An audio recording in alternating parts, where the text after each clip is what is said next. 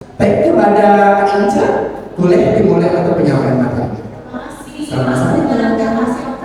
Fernanda. Nanda. Assalamualaikum warahmatullahi wabarakatuh. Selamat siang Ibu Bapak semua. Ya, alhamdulillah kita bertemu dengan kondisi yang lebih segar ya setelah sholat kemudian setelah makan siang. Baik Ibu Bapak, saya dalam hal ini pakai aja IJ ya. Saya ingin menjelaskan memaparkan apa yang saya sudah jalani selama ini, kemudian apa yang menjadi pengalaman saya kepada Ibu Bapak semua. Kita akan coba sama-sama ya sharing tentang sistem support pendampingan karya disabilitas ya Ibu Bapak semua. Next ya, silakan. Yang dinamakan sistem support itu apa sih?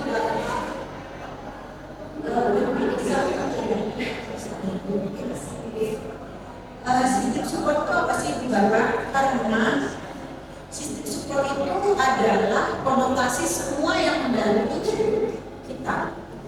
Kalau misalnya semua yang berkonotasi negatif terhadap perkembangan kita, itu bukan sistem support. Jadi Ibu Bapak yang memiliki anak disabilitas, keluarga disabilitas, kita harus bisa memilah sistem support kita itu siapa saja.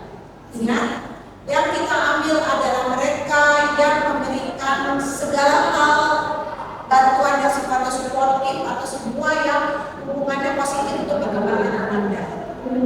Pertama adalah orang tua, ibu dan ayah. Normalnya memang ibu dan ayah adalah mereka yang paling dekat dengan anak disabilitas. Mohon maaf, di sini ada yang memiliki anak disabilitas? Tidak ada. Jadi semua pemerhati disabilitas dari ibu disabilitas apa? Masuk kategori maaf retardasi mental dari seperti intelektual. Oh ini kasih. Tapi selama ini ada nomor berapa? 9. Indikasinya kebutuhan itu kan saya suka meneliti sendiri. Kemudian saya harus menelitikan.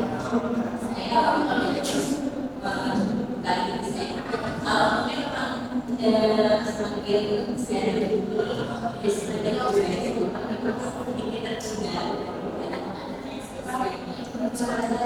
ya, memang di sekolah biasa, biasa merupakan itu terima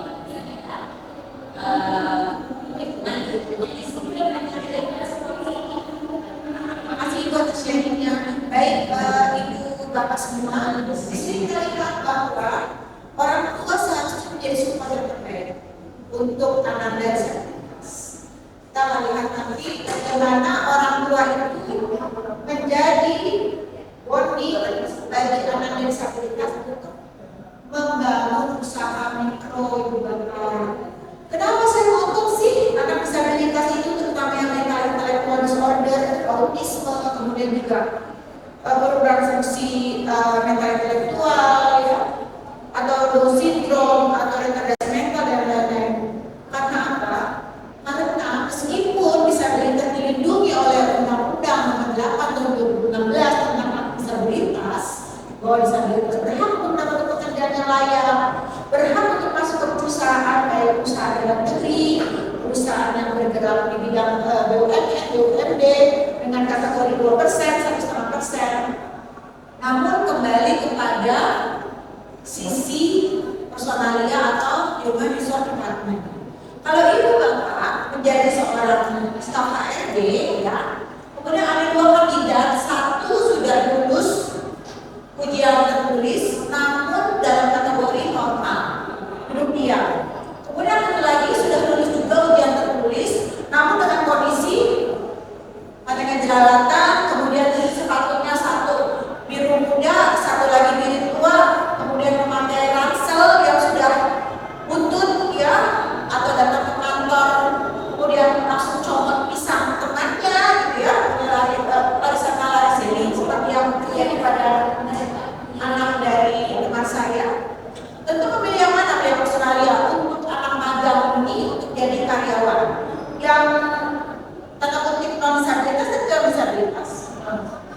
Pasti kan, memilih yang disabilitas. Kita harus jujur seperti itu. Jadi ibu bapak, yang paling mungkin adalah anak kita menjadi lebih berdaya, kemudian mereka menjadi lebih percaya diri adalah membuat usaha mikro. Caranya bagaimana? Bersama dengan orang tua, dengan sibling, dengan guru, dengan pendamping. Itu yang disebut dengan sistem support. Nah, tentu tidak mudah ya bagi orang tua yang memiliki anak disabilitas.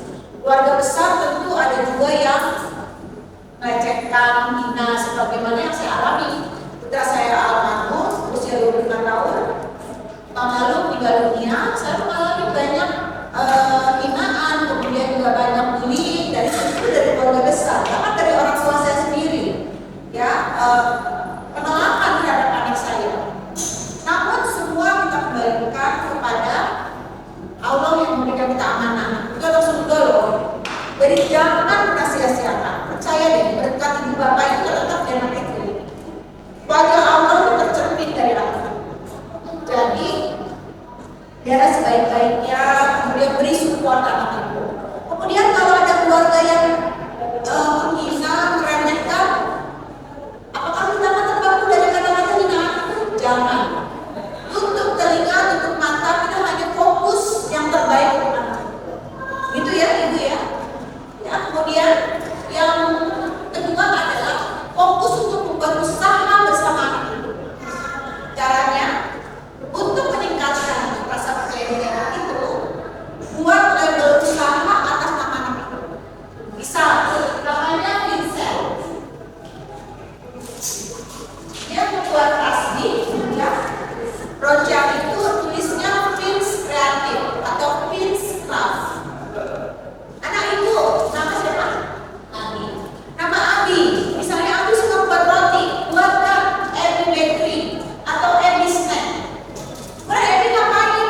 Dia misalnya masih kecil, Abi bantu pilah-pilah, misalnya mau bikin cheese stick, pilah-pilah yang bagus, banyak-banyak titiknya sama yang rontokan. Jadi dijualnya itu dua jenis, yang rontokan, misalnya jual lebih murah, kemudian yang banyak-banyak baru, kalau stokles bagus, namakan Abi Snack. Hanya itu bantuannya, terus berapa persen bantuan Abi bisa dikatakan kepada Abi? Bapak, yang pasti buat dulu anak tersebut itu bangga bahwa mereka itu memiliki karya. Jadi support orang tua itu penting. Kemudian kalau misalnya ibu bapak masuk ke dalam komunitas, masuk sebanyak-banyaknya komunitas yang bertujuan untuk membentuk minat anak itu, membantu anak itu, membantu orang tua untuk mendapatkan informasi. Nah, apa yang kita akan terjadi? Nah, dari situ support yang ada, orang tua, kakak atau adik sibling ya, kemudian guru, pendamping, mentor, lingkungan rumah, ya, keluarga besar, lembaga pendidikan, misalnya khusus pelatihan DPAC atau komunitas lain. Kita juga harus selalu memantau, mengakses tentang bantuan dari pemerintah. Jangan malu-malu ya, karena disabilitas itu berhak mendapat bantuan dari pemerintah, ada dananya khusus, ya, pemerintah kota atau pemerintah daerah. Lebih bagus melalui komunitas, karena daya juangnya itu akan lebih terlihat kalau melalui komunitas. Kemudian pihak lain yang mengganggu, itu yang namanya sleep support. Jadi yang kamu bantu bukan sleep support, benar tidak? Begitu ya, Bapak ya, terus lanjut Mas Kak Nanda. Nah, sekarang yang paling penting itu adalah menemukan minatnya. Dari mana tuh minatnya? Anak saya kerja cuma di sana di sini. Kemudian anak saya kerjanya cuma ngecokin. Caranya, ibu duduk diam, berpikir, melihat anak itu dalam kesehariannya. Yaitu berminat di mana? Contoh, ibu menggunakan cara ibu membuat kue. Ajak anak ibu untuk membantu, paling tidak mengocok telurnya. Ayo nak, Abi bantu mama kocok telur. Mixernya kita pegang, kemudian Abi ngocok telurnya. Atau Abi, kamu bisa nggak pilih telur buat mama? Pilihin ya telurnya 3. Itu dulu 1, 2, 3. Kita kenalkan kita untuk masak. Kemudian kalau kita melihat keseharian dia suka menyanyi. Bu, dia suka menyanyi. Tadi ada namanya Sasa. Sasa itu sebenarnya ngocok-ngocokan, ngocok-ngocok bahasa Jawa, lagu-lagu Jawa. Kita arahkan untuk mencari komunitas atau kursus yang memang mendukung minat tersebut. Kemudian kalau misalnya kita mencoba memperkenalkan, boleh nggak? Boleh. Misalnya dia tidak tertarik dengan nyanyi, tidak tertarik dengan baking, jangan dipaksa. Caranya bagaimana? Kita perkenalkan. Misalnya masuk ke kursus atau pelatihan atau komunitas, misalnya MAC, kita lihat 2 bulan pertama. Kalau 2 bulan pertama dia tidak menunjukkan adanya tanda-tanda tantrum, marah, menolak, itu berarti belum ada ketertarikan. Kalau organisasi atau komunitas itu menyediakan kegiatan yang membuat anak lebih fokus, walaupun itu terlihat lambat perkembangannya, membuat anak itu lebih bagus perkembangan motoriknya, melihat anak itu juga lebih tanda kutip akan, itu berarti ada minat. Nah, orang tua harus bersama anak ya untuk mencoba minat tersebut, karena nanti diulang-ulang di rumah. Jadi anak jangan dibiarin aja masuk di kursus ke pelatihan, mamahnya arisan, mamahnya ke mall, jangan. Jadi itu harus satu paket, sebagaimana yang diajarkan di Abelokan di komunitas saya, orang tua dan anak itu harus satu bonding. Saya mengadakan pelatihan memasak berbeda 25.000 satu kali pertemuan, itu udah termasuk anak dan orang tua, udah termasuk anak-anak juga, anak dan orang tua. Nanti di rumah diulangi lagi. Nah, ada namanya pelatihan membuat donat. Donat tersebut diulang lagi di rumah pada saat acara keluarga, pada saat pengajian, pada saat ada reunian keluarga. Buatlah donat itu. Minta anak itu taburin toppingnya. Minta anak itu bantu untuk bulat-bulat daunnya. Kemudian ibu bapak beli stiker, ya, membuat stiker. Wajah anak ibu di foto, tanpa itu stiker tulis donat Abi. Kasih nomor HP-nya Abi, dia akan bangga. Atau ada kartun mirip-mirip Abi, taruh stiker itu. Jadi di setiap bungkus donat itu ada stikernya Abi. Aku bagi bangga. Dan dia akan termotivasi untuk menyenangkan hati orang tuanya. Karena pada dasarnya anak disabilitas itu, terutama autisme, itu memiliki kecenderungan menyenangkan hati sekitarnya. Untuk kasus yang berat, kita harus coba cari fokusnya. Jangan kasus anak yang berat, dia lantang, ibu kasih gadget. Salah besar, salah banget. Karena apa?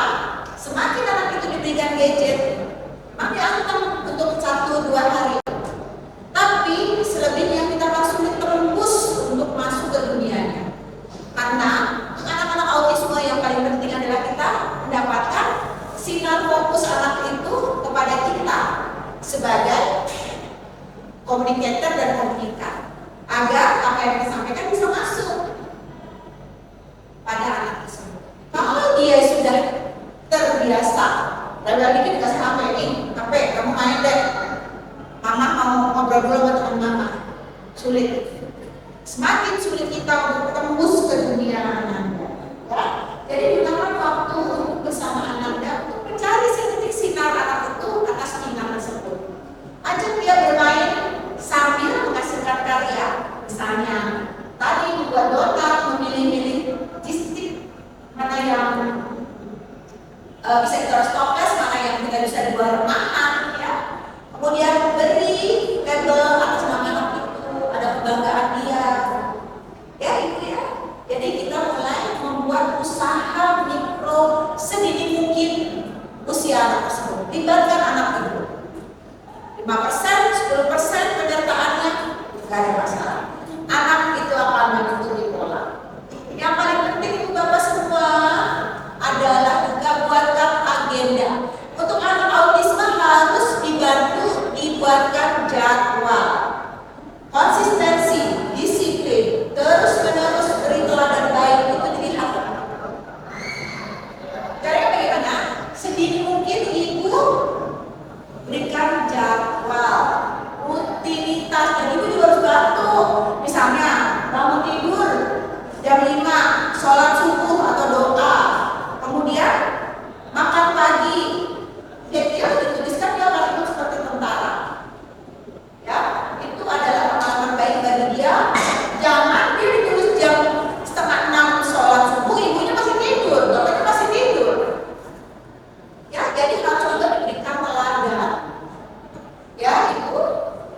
ya.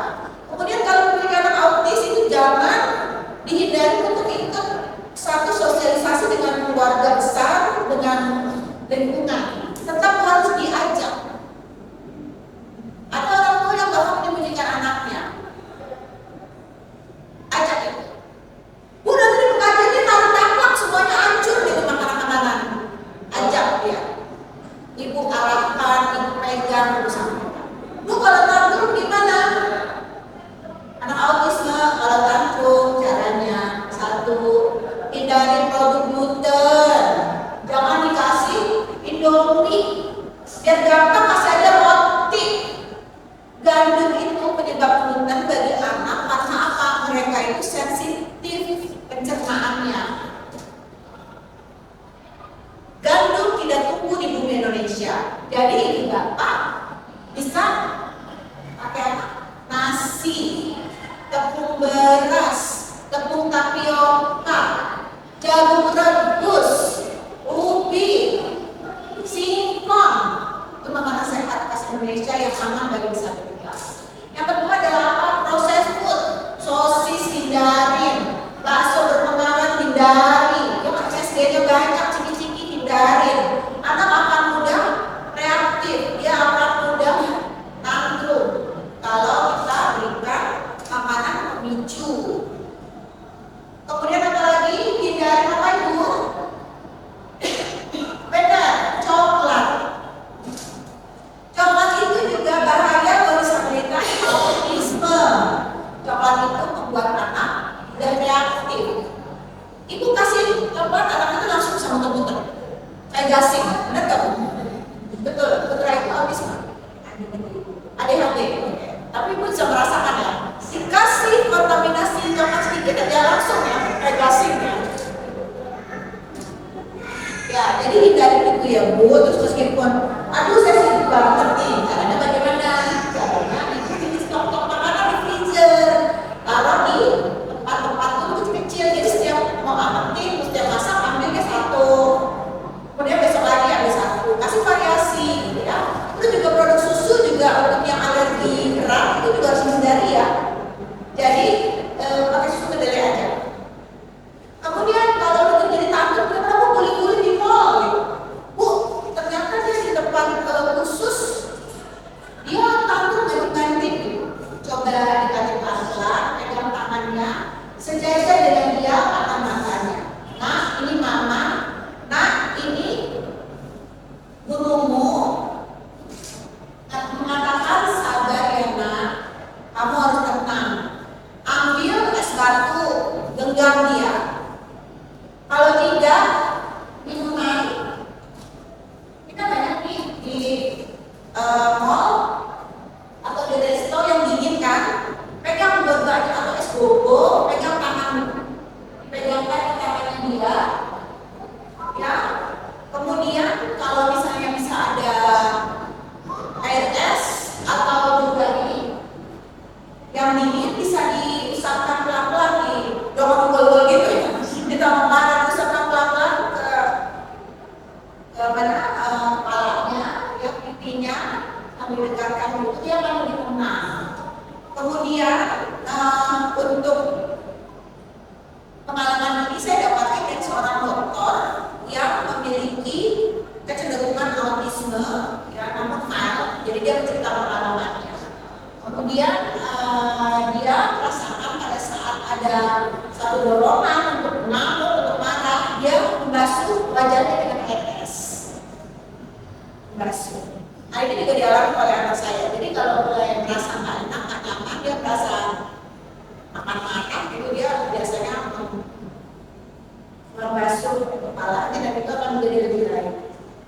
Jangan disiram air ember, ya. Begitu ya, itu antara lain triknya. Nah, kemudian ini minatnya bagaimana? Dia kesehariannya ibu, dia suka apa sih kecenderungannya? Nah itu anaknya ini siapa? Saya disuruh makanan, panggilannya disuruh tumor. Sekarang ini belum 9 tahun. Oh, dia senangnya apa? Kalau saat itu saya ikut ke komunitas ya fashion sama ini. Laki suka fashion. Karena itu ambil di MCC Index. Hai Yusuf ya. Nah, jadi ibu bapak banyak orang tua disabilitas itu yang fokusnya performance dari anak-anak. Entah fashion, entah nyanyi, something yang berhubungan dengan performance. Itu tidak salah. Namun sisipkan juga something yang menghasilkan karya yang bisa membuat dia tanda kutip manfaat. Kalau hiburan saja sesudah makan bisa kan? Bisa kan? Biasanya petani habis capek bekerja keras, dia bikin layangan, bener nggak? Nggak mungkin layangan dulu baru bertani.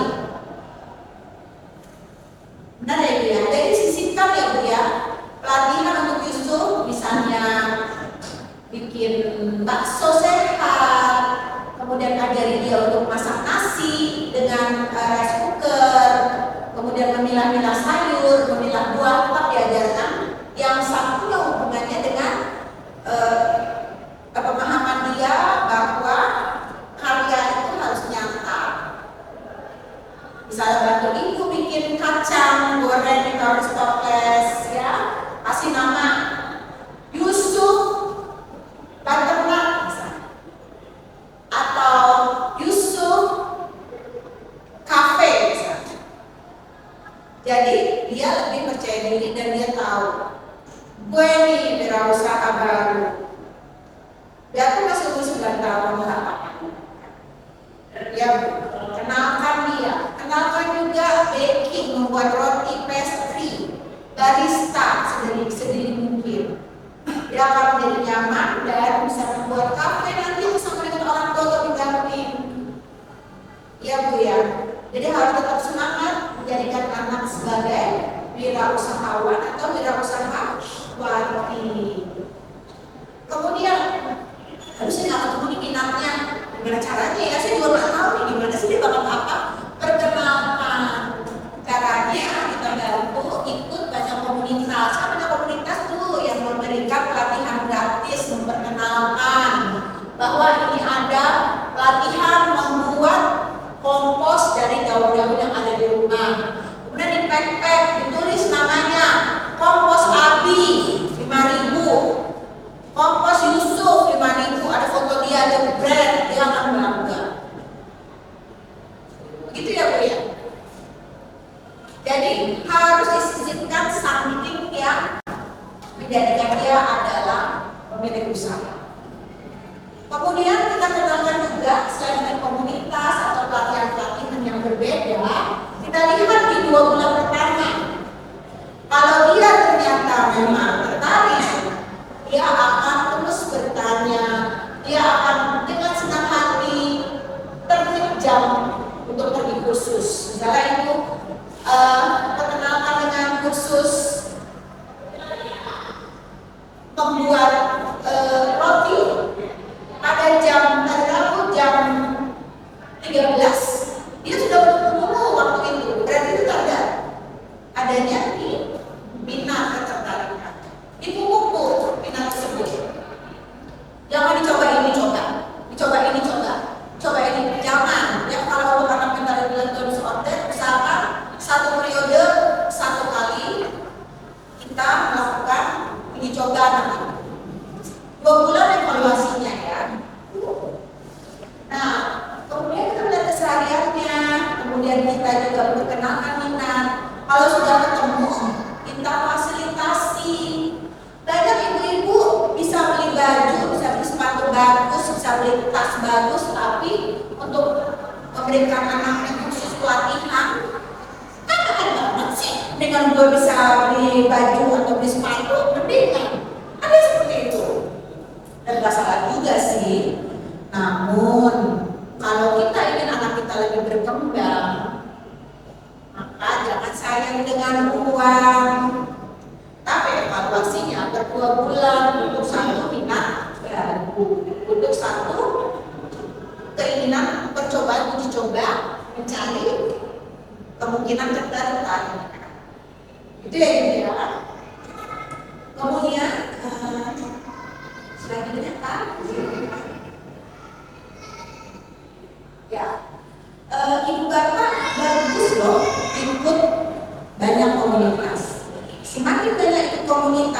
semakin bagus ibu mendapatkan input, ya, mendapatkan wawasan, mendapatkan juga inspirasi pencerahannya. Karena apa? Karena setiap komunitas memiliki keunikan, bahkan juga mungkin bantuan. Karena kalau kita mendirikan komunitas atau yayasan, kalau kita menyampaikan proposal kepada perusahaan atau kepada pemerintah akan lebih diperhatikan dibanding sendiri-sendiri. Jadi bagus ikut komunitas, karena daya juang kita, daya tawar kita terhadap sistem ekonomi yang berlaku itu semakin besar. Dan kalau pembinaan sekarang perihal komunitas yang memberikan pelatihan, tadi saya sudah jelaskan ya, banyak komunitas memberikan pelatihan gratis, dicoba itu. Kemudian sertifikasi, sebagaimana yang saya sampaikan bahwa komunitas memiliki daya tawar, daya juang lebih bagus, lebih besar kepada pihak pemerintah kota. Jadi kalau kita mendapatkan sertifikasi berusaha, mau usaha gratis, sertifikasi halal gratis, kemudian juga PIMT gratis untuk usaha anak kita yang tadi namanya Yusuf Baternak, Abi Snack, ya, kita harus ikut komunitas karena dari komunitaslah maka daya juang, daya untuk mendapatkan izin-izin dari pemerintah semakin mudah, semakin murah, akan gratis. Kemudian juga perlu nih dibangun koperasi di setiap komunitas. MAC bagus nih kalau membuat koperasi.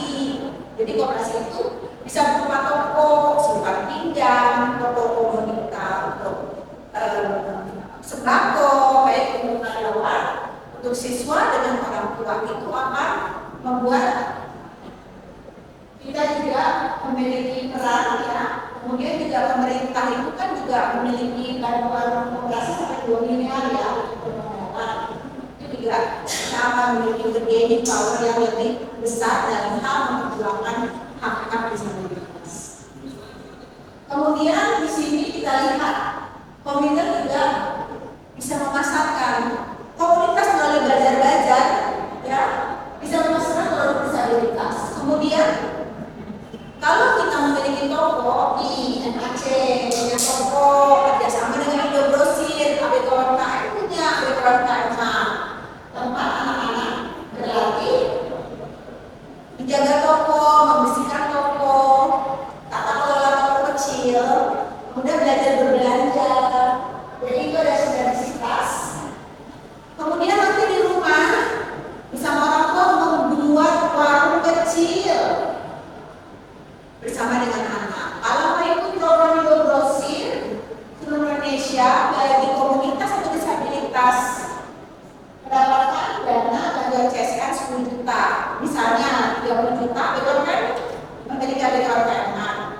Dana 30 juta dapat potongan 10 juta. Jadi kita cuma bayar 20 juta dan sampai sekarang kita masih cicil. Jadi alhamdulillah itu saya juga punya. Saya sudah serahkan ke Pak Cahyadi, ya, jadi kalau dia mau rumah HP-nya Indogrosir ke yang urus itu. Nah, kemudian juga komunitas tuh bisa memasarkan produk-produk karya disabilitas, misalnya nih usul bikin tasbih dari pasarkan melalui komunitas. Kemudian komunitas itu juga dari media sosial yang dibuat, saya melalui IG atau TikTok, itu juga akan mencapai sasaran ketatnya konsumen. Silakan. Nah, ini yang penting, ya, behind the story. Apa maksudnya?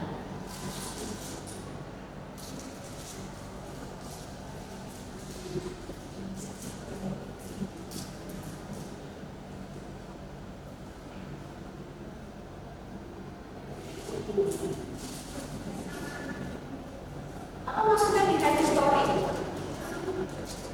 Ada sama-sama tasbih, sama-sama dari kristal.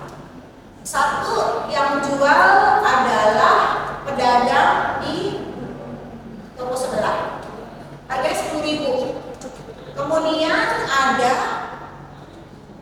si Abi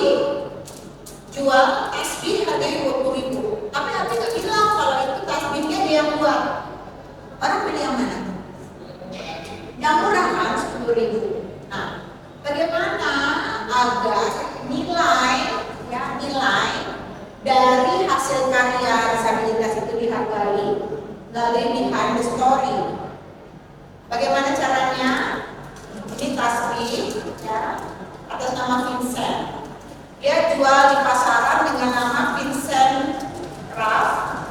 Kemudian satu lagi dia jual dengan profilnya.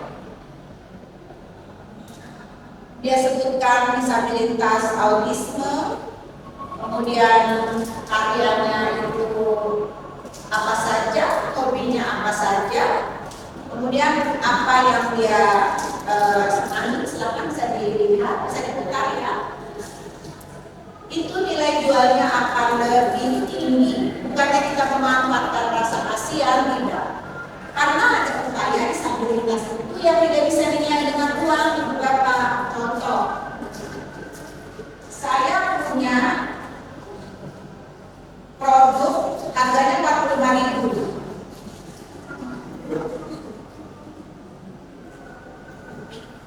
Watch rajutan. Dalamnya emas ya, bukan. Dalamnya itu satin. Biasa aja. Saya beli di Taman Ismail Marzuki setahun yang lalu saat KDI Kemensos. Kenapa saya beli? Padahal saya bisa beli di toko sebelah, begini aja 15.000. Karena behind the story-nya pembuatnya itu adalah disabilitas cerebral palsy yang kepalanya kaku, tangannya saja bekerja, sebelumnya lumpuh. Dia membuat ini 1,5 bulan atau 2 bulan, saya lupa. Bahkan dalamnya ini kain yang satin tadi ini dia jahit tangan. Dia hargai 45.000. Saya mau beli. Saya nggak punya uang tapi saya mau beli. Karena setiap manusia itu memiliki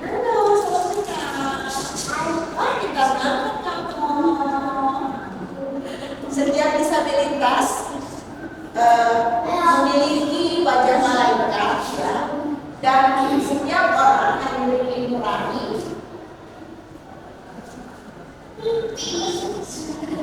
memiliki untuk membelinya. Begitu juga dengan saat saya berkunjung ke Laudatul Hamid, namanya Taman Tunanetra, di mana Taman Tunanetra itu setiap tamu yang datang ditawari tasbih kristal. Saya bilang saya beli 2, harganya berapa? 10.000. Murah banget tasbih kristal. Oh, kristalnya itu mana? Ini siapa? Oh, itu di Yusuf. Mustafa. Sukanya apa? Hobinya, kamu suka bikin kue nggak? Bikin kopi? Iya. Kamu juga suka bikin minuman? Dari sekarang berarti. Ini ada nggak, Pak? Oh, oke. Jadi bisa dianggapkan ya, membuat kopi, membuat minuman kekinian. Bisa dibuat nutrisari.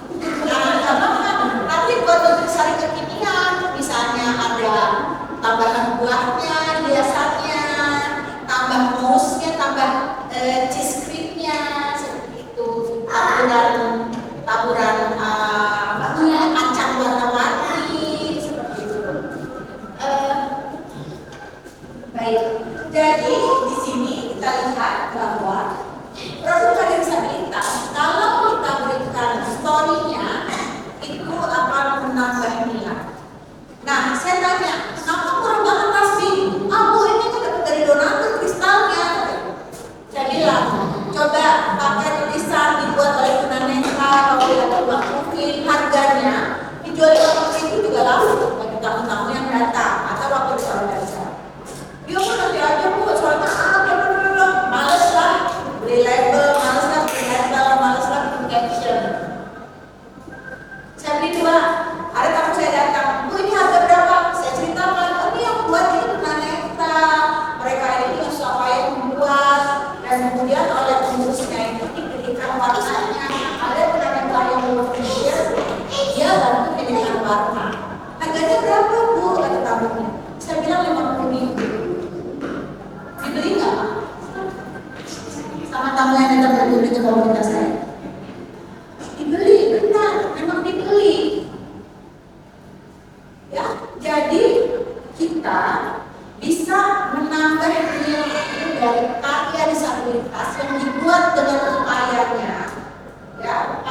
dalam membuat karya tersebut kita berikan caption, komen.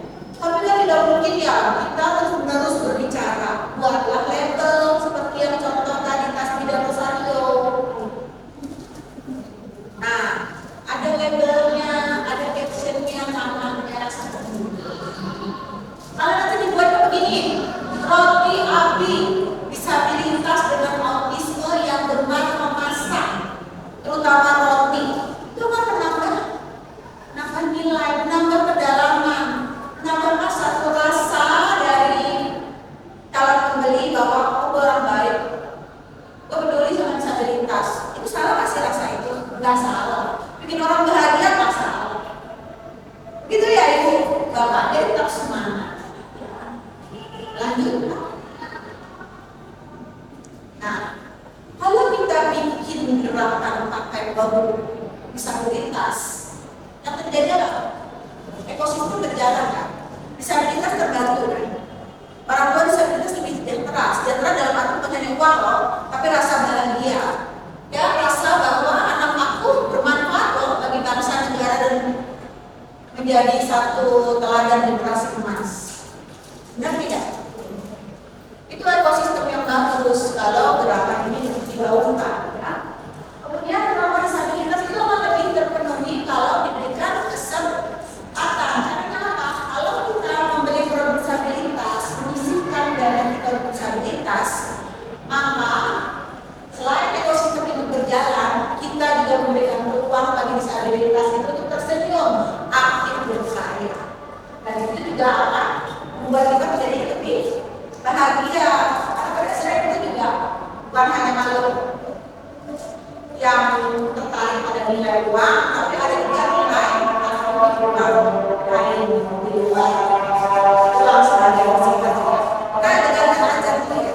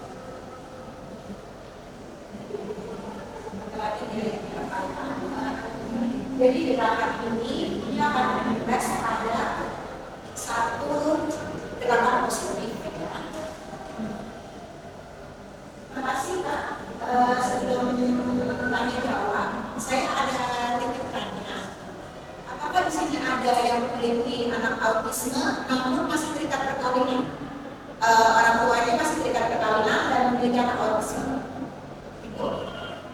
Masih menikah? Anak autisme, adik-adik?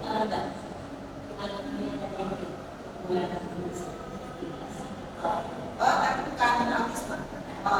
Ada orang tua autisme di sini? Tidak ada ya. Soalnya saya dapat titipan pesan dari mahasiswa psikologi UI yang akan skripsi masih kurang 20 responden lagi. Jadi ini saya bawa dari Tangerang Selatan ini siang. Jadi tidak ada ya itu ya.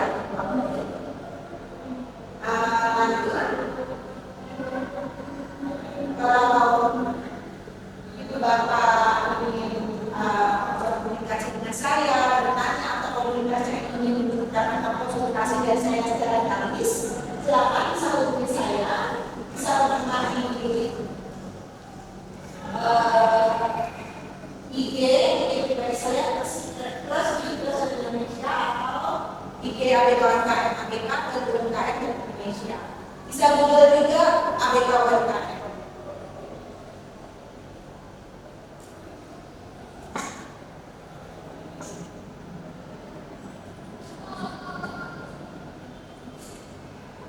Apabila ada pertanyaan silakan. Silakan.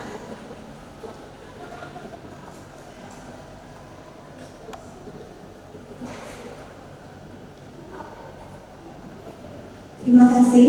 Saya berterima kasih. Saya seorang guru. Ini terkait dengan anak kecil ya. Beberapa waktu saya dapat amanah anak-anak yang luar biasa di kelas. Nah ini saya mau bertanya. Ini pengalaman ibu untuk ini ya, menanamkan pola awal yang luar biasa. Kalau ini kan untuk awal itu kita jatuh bangun istilahnya. Ya, untuk awal bagaimana mengenal mereka, untuk suka dengan mereka, kemudian menanamkan pola yang itu memang harus kita berikan. Biar nanti karena kita sama anak-anak yang biasa gitu, kalau bisa mereka bisa sosialisasi dengan teman-teman yang lain. Mungkin ada pengalaman itu yang bisa menginspirasi kita semuanya, jadi biar lebih mudah nantinya kita ketika kita diberi amanah lagi untuk bertemu dengan anak-anak yang luar biasa ini. Terima kasih. Terima kasih Bu Fatima untuk pertanyaannya. Jadi Ibu Bapak, kalau kita berada dalam dunia yang inklusif, penerimaan diri kita terhadap anak autisme itu adalah satu hal besar. Jadi ada beberapa autisme itu yang tiba-tiba itu senang mengopak-opakkan tangannya, gigit ya, kemudian juga lari sana lari sini. Itu sebenarnya pelampiasan mungkin dia itu ingin berekspresi bahwa aku suka dengan lingkungan ini, suka dengan tempat ini, atau dia tiba-tiba dia tersenyum sendiri gitu ya, atau tertawa sendiri.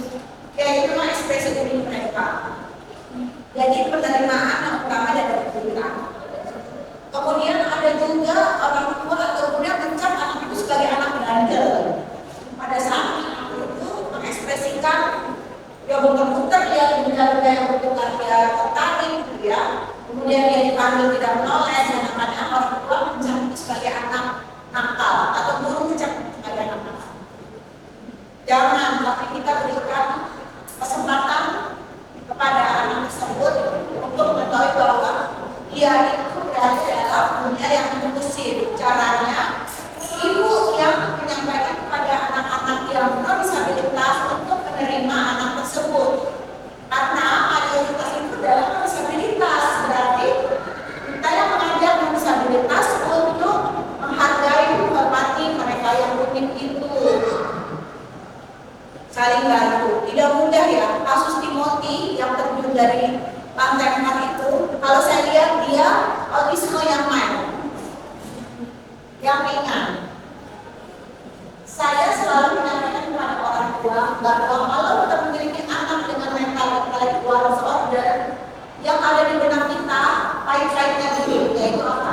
Pendampingan seluruh hidup.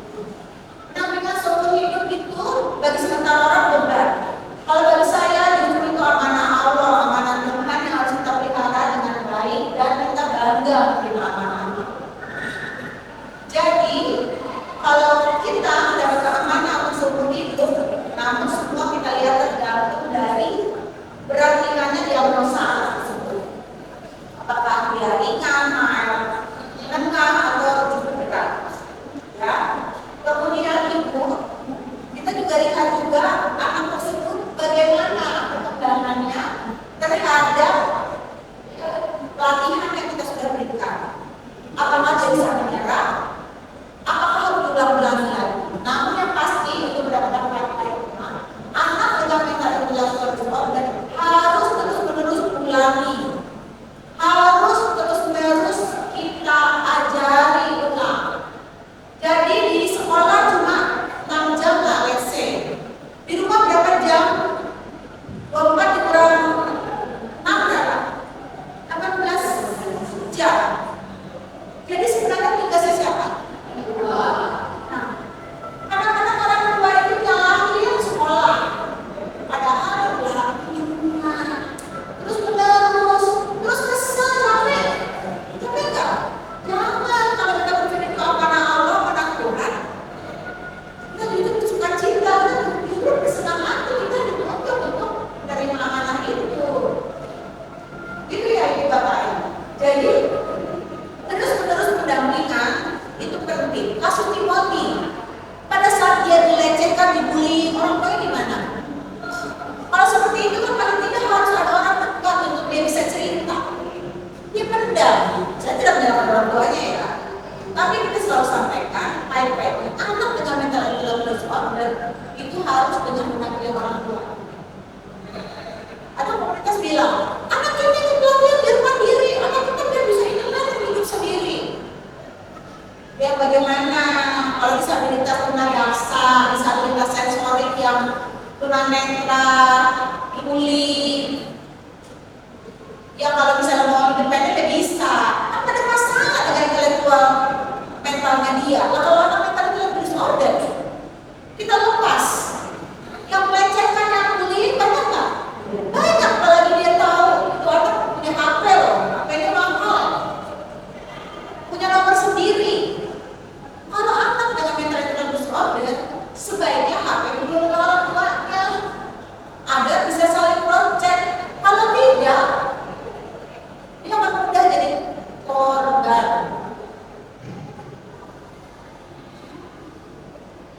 Apalagi kalau dia mudah masuk dengan pengaruh-pengaruh di dunia ini yang, mohon maaf ya, tiba-tiba masuk dalam berbagai komunitas homoseksual, coba LGBT. Orang gue kaget atau ada yang stalking chat di HP-nya. Ya jadi itu penerimaan dari mayoritas itu yang penting. Kemudian kita sebagai guru juga menyampaikan kepada mereka yang berdisabilitas bahwa ini teman loh, dia dengan keunikannya, penerimaan kita terhadap kasus itu lebih utama. Namun jangan jadi beban, karena beban itu harusnya juga sama-sama dengan orang tua dan rumah, agar lebih lama dengan orang tua. Kecuali kalau dimasukin panti di aja ada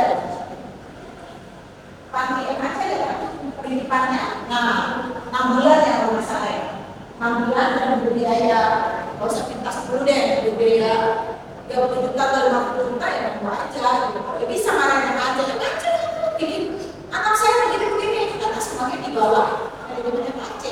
Tapi kalau misalnya kasih sama orang tua, jadi kita jadi tanggung jawab orang tua yang benar. Jadi itu jangan terlalu berpikir untuk jawab berarti biarkan saja mengalir seperti air, tapi yang paling penting adalah tentang amanah mayoritas bahwa ini adalah pribadi yang penting. Ya Bu, semoga bisa memuaskan rasa curious Ibu. Boleh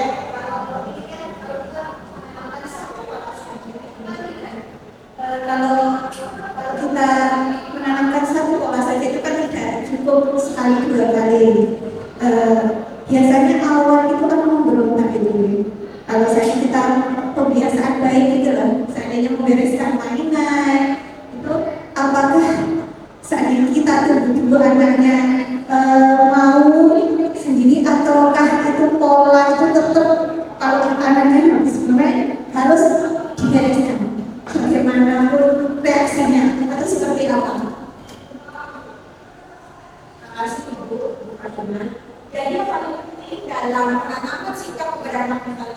disorder adalah satu konsistensi, dua disiplin, ketiga teladan baik. Konsistensi. Kemudian ibu dengan anak disabilitas sedini mungkin menanamkan disiplin. Karena apa? Sebagaimana anak disabilitas semakin besar dia dibiarkan saja, semakin sulit kita akan masuk ke dalam tanda kutip relasi kuasa untuk mengajarkan anak itu. Semakin besar pengalamannya pada saat usianya itu semakin meningkat. Itu pengalaman saya itu. Jadi sedih mungkin konsistensi, disiplin, teladan baik itu terus berubah. Jangan dibiarkan. Misalnya maaf ya anak boleh terus sembarangan nyemer, jangan dibiarkan. Jadi harus diberitahu. Jangan harus kita beritahu dengan tegas, kita pegang tangannya, kita pandang. Kalau misalnya dia agak sulit kita bermakan, kita bahasa ya, kita bermakan, tangannya tak boleh bersejajar dengan tangan dia. Gitu ya, gitu. Ada lagi ibu bapak yang bertanya? Bapak Ibu mungkin masih ada yang mau ditanyakan kepada pembeli kita. Jadi mungkin cukup ini berikut pertanyaan berikutnya ini mungkin dari saya ini. Karena materi yang disampaikan ini sangat menarik bahwa kita tahu bahwa kemampuan yang bisa dieksplor dari teman-teman kita yang difabilitas itu tidak hanya sekedar performa menyanyi, menggambar, tapi juga bisa diberdayakan untuk keuntungan seperti itu, untuk keuntungan mereka pribadi. Nah, mungkin pertanyaan yang sedikit menggelitik saya, bagaimana kemudian kita itu bisa mengkontrol sebagai orang tua atau pengasuh mereka itu bisa mengkontrol emosi dari teman-teman kita yang difabel kan? Seperti yang kita ketahui kayak kadang-kadang kan punya susah ditebak sebenarnya, hari ini semangat gitu, tiba-tiba aduh hari ini aku males deh gak mau ngapa-ngapain gitu. Itu salah satu caranya untuk mengatasi hal itu seperti apa ya? Baik, terima kasih Anda atas pertanyaan yang begini dasar. Jadi begini, untuk anak dengan mental intellectual disorder, terutama yang autisme, kita harus lihat durasi berkegiatan yang sifatnya agak serius. Misalnya kita akan mengajarkan cara untuk membuat roti. Anak kita lihat durasinya 1-2 jam. Lebih dari itu kita rilis dia, kita biarkan untuk melakukan pekerjaan yang dia suka, hal yang dia minati. Kita lihat 1-2 jam. Tapi kalau kita sudah menemukan minatnya, terutama anak autisme sejak ini, kemudian kita juga sudah menemukan bahwa anak tersebut suka cinta dengan kegiatan dia akan terus bekerja. Contoh adalah disabilitas dia UMKM namanya GIA, disabilitas non-verbal. Dia bisa bicara. Kalau orang tuanya dikasih 1 M2, ronce manik-manik. Karena dia minat di bidang itu, terus meronce, nggak berhenti. Kenapa? Kalau berhenti dia langsung main untuk bangga. Kalau dia masih kecil, jadi dicari ketertarikannya apa. Jadi dia pintar membuat gelang-gelang atau kalung itu. Kamu karena produknya laris dan dia tidak produksi lagi karena omanya sedang sakit. Ya, saya ikut juga sedih kan, jadi dia butuhnya gelang berhenti ya, pas. Jadi saya bawa kayaknya Vincent. Jadi anak autisme kalau sudah menemukan minatnya, dia akan terus-menerus. Seperti itu saya membuat usaha green juice keras-keras, namanya kan keras. Nah, anak saya itu saya ajarkan memilah sayur hidroponik. Dia tertarik dengan sayur hidroponik. Jadi kalau bekerja memilah sayur, selada, gitu ya, saya membuatnya tidak pakai gula, jadi pakainya madu mentah. Karena terbanyak waktu itu pelanggan kami adalah survivor cancer. Jadi dia memilah-milah sayur itu, dipanggil aja, itu dia hanya menolak itu tangannya tetap bekerja. Jadi kalau dia sudah tertarik, itu seperti itu. Nah, autisme ya, autisme.